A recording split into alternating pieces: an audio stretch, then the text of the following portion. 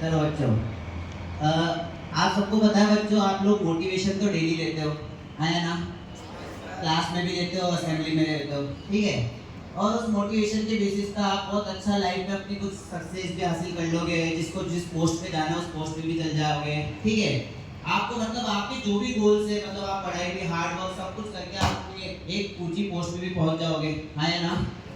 सही है, ठीक है। बट बच्चों, होता क्या है ना, कई बार मैंने एक चीज नोटिस करी है कि जब भी इंसान कभी भी कोई बहुत ऊंची पोस्ट पे चल जाता है या उसको बहुत कुछ लाइफ में हासिल कर लेता है वो, तो उसके अंदर कुछ चेंजेस आ जाते हैं। जैसे उसमें बहुत ज्यादा अहंकार आ जाता है। वो क्या करता है, बस अपने आप में समाता रहता है कि बस मैं ही हूँ, मेरे अलावा और कुछ नहीं है बस, ठीक है। हर जगह वो अपना क्या करता है, बच्चों ईगो सेटिस्फाई करने में लगा रहता है, ठीक है। यही होता है, आपको पता है, अहंकार आ जाता है कभी भी, ठीक है। तो इसी बात पे बच्चों एक छोटी सी कहानी सुनाते हैं। बनारस के एक बहुत बड़े पंडित थे, पंडित देवदत्त, ठीक है। वो बहुत बड़े बड़े कॉम्पिटिशन्स क्लियर करके, बड़े बड़े विद्वानों को हरा के बच्चों क्या है, आईएएस क्लियर करके अपने बड़े वो कि माँ देखो मैं ना आईएएस बन गया, मेरे सारे विद्वानों को हरा दिया और मैं ही हुआ, सब देखो ऐसे करके वो माँ को बताने लगे। माँ का कोई रिएक्शन नहीं रहा, ठीक है। फिर उसके बाद क्या हुआ, माँ ने बोला कि ठीक है, बहुत नॉर्मल सी बात है कि माँ आप खुश नहीं हो, देखो मैं बहुत बड़ी पोस्ट पे आईएएस बन गया। माँ ने बोला अगर इतना ही है तो चौराहे पे कबीरदास जी रहते हैं, उनको हरा के बता तुम। तो वो गया, कौन ऐसा मेरे से बड़ा विद्वान कौन आ गया, ठीक है। वो गए कबीरदास जी के घर पे, बुलाया कबीरदास जी को, गेट खटखटाया उन्होंने कि कहाँ है कबीरदास जी। उनकी बेटी बाहर आई, उन्होंने बोला कि वो तो चद्दर बेचने गए। तो पंडित जी का मुंह बन गया, है चद्दर बेचने वाला। तो उन्होंने बोला कि बुला के लाओ उनको आप। तो पंडित जी की बेटी कबीरदास जी को बुला के लेके आई।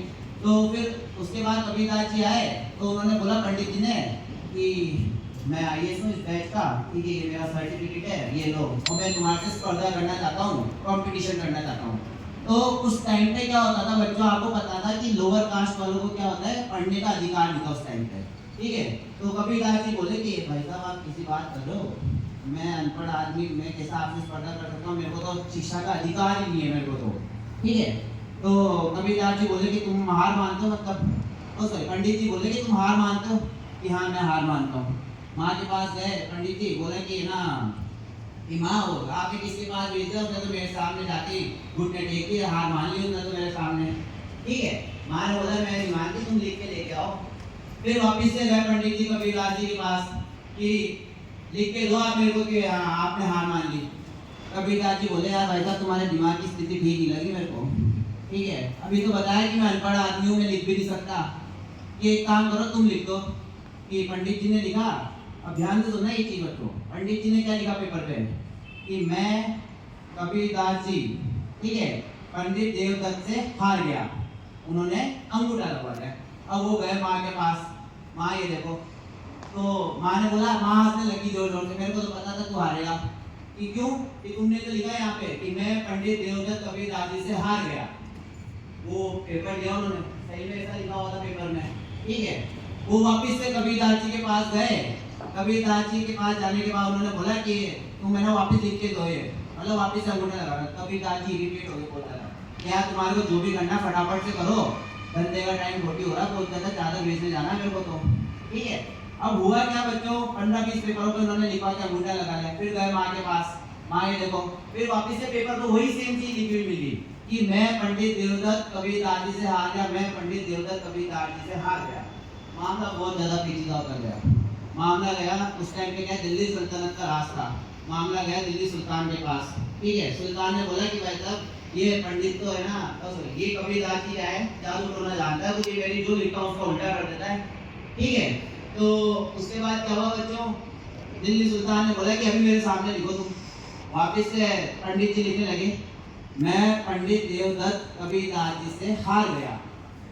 दिल्ली सुल्तान ने दी एक रख के, ये क्या है, अभी भी तो तुम वही चीज लिख रहे हो।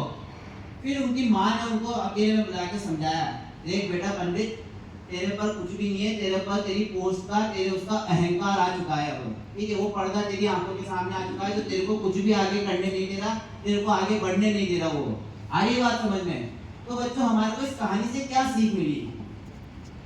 हमारे को ये सीख मिली कि भाई इतने बड़े पंडित, इतने विद्वान पंडित जो बड़े बड़े आईएएस, तो बड़े बड़े विद्वानों को हरा के आ चुके हैं, ठीक है।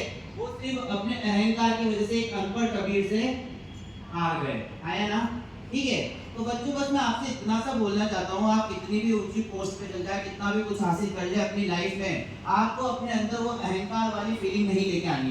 ठीक है। आपको हमेशा यही सोचना है कि हम कितने सरलता से अपना जीवन जिए, हम कितनी समझदारी से अपना जीवन जिए। ठीक है।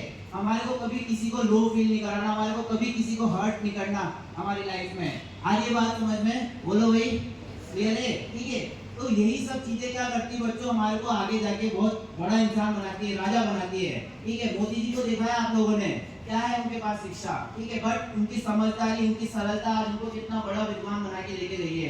क्योंकि जो समझदारी से चलता है, जो सरलता से चलता है, वही आगे जाके क्या करता है, राज करता है। आगे बात समझ में? बोलो भाई। Thank you so much and have a nice day.